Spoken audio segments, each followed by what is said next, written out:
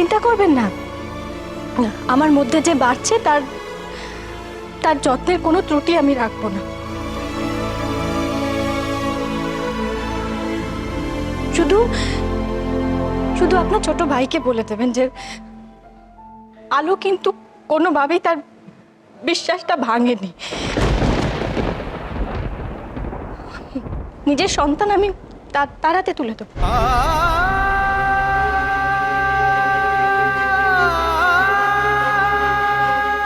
তুমি তো বর্দার অবস্থাটাই জানো। কিসের অবস্থা মানে কিসের অবস্থা? আসতে বর্দার অবস্থা মানে নিশ্চয়ই ব্যবসায় কিছু প্রবলেম হচ্ছে, আর তার মানে তো এটা নয় যে ঘরের মধ্যে বসে ড্রিঙ্ক করতে হবে।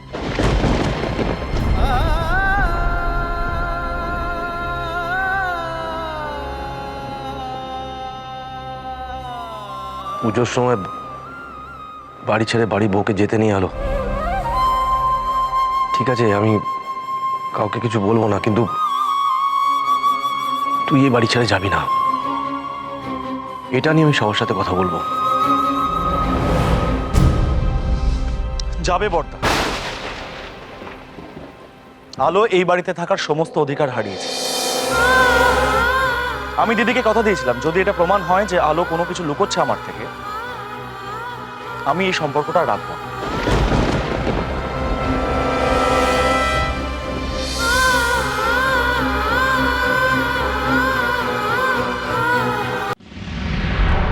কি হলো, তুমি এখনো দাঁড়িয়ে আছো কেন? যাও।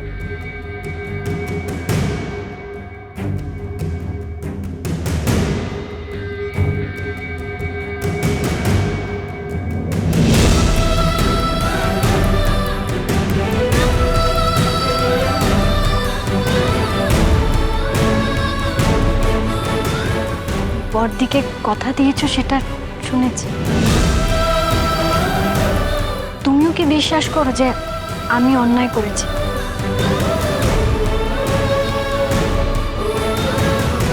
সৌরভ, আমাদের সম্পর্কটা না এত ঠুনকো নয় যে এত সহজে সেটা ভেঙে যায়। আমাদের জীবনের উপর দিয়ে অনেক ঝড় জল গেছে, তবু কিন্তু এই সম্পর্কটা ভেঙে যায়নি।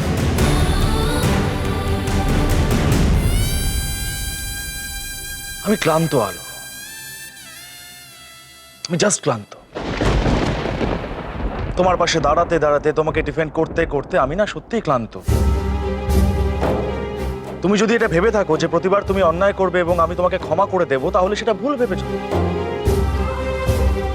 অন্যায় করেছো আলো, আমাকে না জানিয়ে কথা বড় অন্যায় করেছো। তুমি যেতে পারো, তোমার যেখানে যেতে ইচ্ছা করছে যেতে পারো। আফটার অল তোমার এটা নিজের ডিসিশন, তাই তো? সৌরভ, তুই একটা অমানুষ হয়ে গেছিস, অমানুষ। কাকে কি বলছিস তুই? তুই নিজেকে কি ভাবিস? হ্যাঁ, আলো এ বাড়ি থেকে কোথাও যাবে না, ব্যাস। তুমি জানো না কি হয়েছে, সেই জন্যই কথাটা বলতে পারছো। মৈত্র বাড়িতে থাকার সত্যি ওর কোনো অধিকার নেই। এর আগে তো এত কিছু হয়েছে। ও আমাদের কাউকে জানানোর প্রয়োজনই মনে করেনি যে ওর প্রথম বর বেঁচে ছিল। আমাদের সবার চোখের সামনে ছুটকির জীবনটা তছনছ হয়ে গেছে শুধুমাত্র ওর জন্য। তাও আমরা সবাই সমস্ত কিছু মেনে নিয়ে সব সহ্য করে নিয়েছি।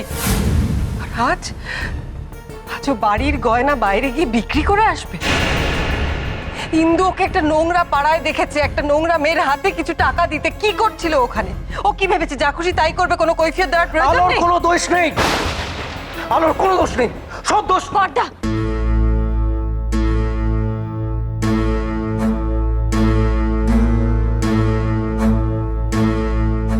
কেন আপনি আমার হয়ে কথা বলছেন? আমি ঠিক করেছি এই বাড়িতে নিজের পক্ষে আমি আর কোনো কথা বলবো না। কেউ তো আমার কথা শুনতে চায় না, কেউ বিশ্বাস করে না আমার কথা।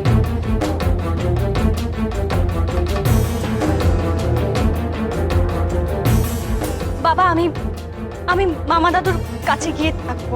আমি এখানে থাকবো না। সৌরভী যখন আমার কোনো কথা বিশ্বাস করে না, তখন এই বাড়িতে থাকার আমার কোনো অধিকার নেই। শুধু ইচ্ছেটাকে কিচ্ছু বলতে পারলাম না।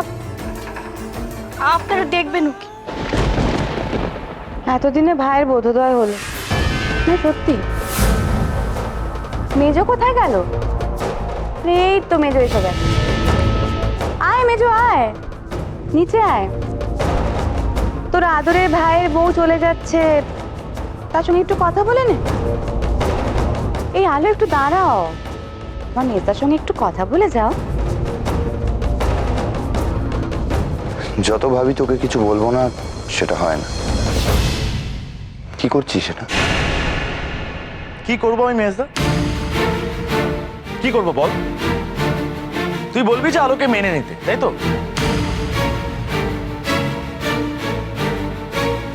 বাড়ির মান সম্মান সব তো ধুলোয় মিশিয়ে দিল, দেখতেই তো পাচ্ছিস। এরপর যখন দিদি, বড় বৌদি, মা প্রশ্ন করবে আমাকে যে এরকম বউ কেন বাড়িতে আনলি, আমি কি উত্তর দেব? কি উত্তর দেব আমি? আফটার অল বাড়ির বউদেরই তো বাড়ির সম্মান রক্ষার দায়িত্ব থাকে। ওর তো সেটাই করা উচিত ছিল। ওর তো শেখা উচিত ছিল বড় বৌদির থেকে, ছিল না?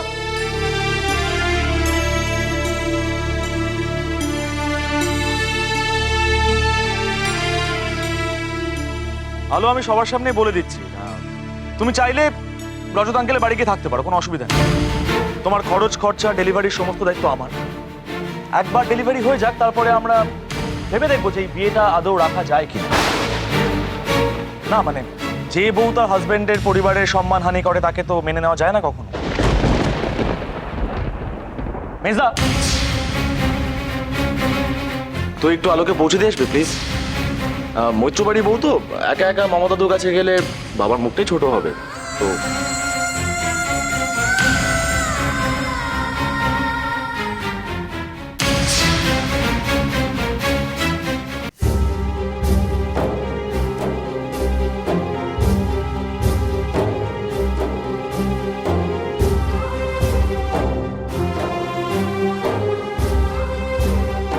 আমি আসছি বাবা।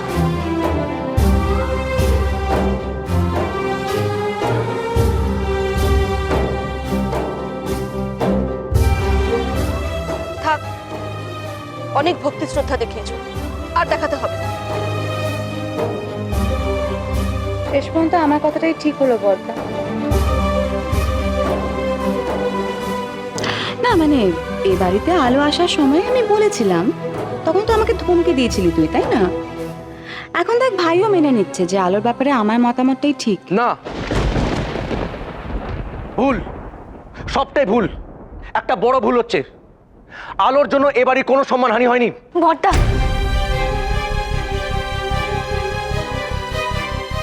না আলো, আমি তোর দিব্যিটা মানতে পারছি না।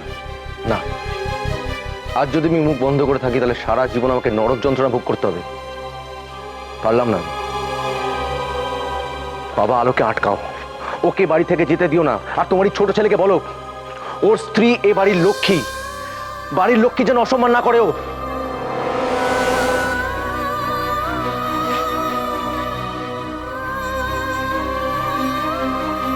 তাহলে আমার আন্দাজটাই ঠিক বর্দা।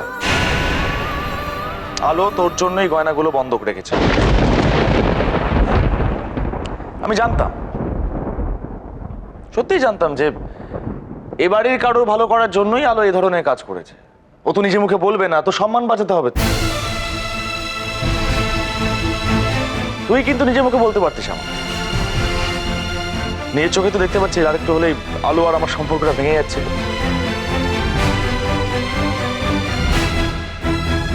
ও তো বরাবরই আমাকে ভুল বোঝে।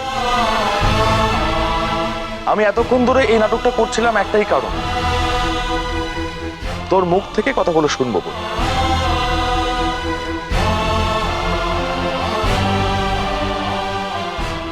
না হলে এত কিছুর পর আমি কেন খামোখা আলোকে সন্দেহ করতে যাব?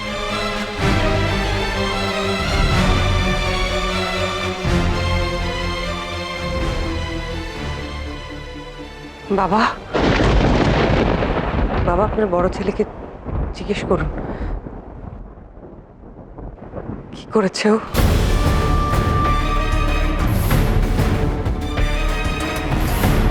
থাক না দিদি ভাই, তুমি তুমি বর্দার কাছ থেকে পরে জেনে নেবে। থাক না এখন। না, ওকে বলতে হবে সবার সামনে এখনই কেন আলো ওর জন্য গয়না বন্ধক রেখেছে।